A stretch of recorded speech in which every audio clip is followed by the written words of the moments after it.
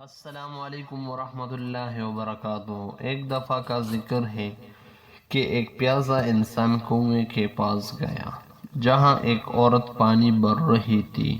مرد نے عورت سے پانی پلانے کی درخواست کی تو عورت نے اس انسان کو پانی پلا دیا۔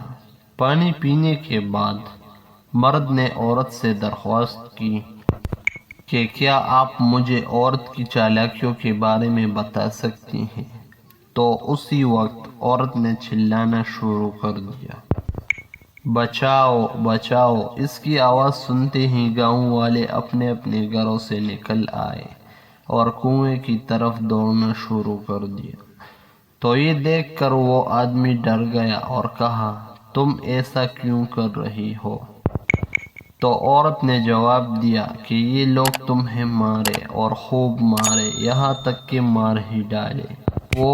وہ آدمی یہ سن کر ڈر گیا اور عورت سے التجا کرنے لگا کہ میں تو تمہیں بھلی عورت سمجھ رہا تھا، مجھے معاف کر دو۔ یہ سننا ہی تھا کہ عورت نے پانی اپنے اوپر ڈال کر اپنے آپ کو گیلا کر لیا۔ اسی اثنا میں گاؤں والے وہاں آ پہنچے۔ گاؤں والوں نے چلانے کی وجہ پوچھی تو عورت نے بتایا کہ میں اس کنویں میں گر گئی تھی تو اس بھلے شخص نے مجھے بچایا۔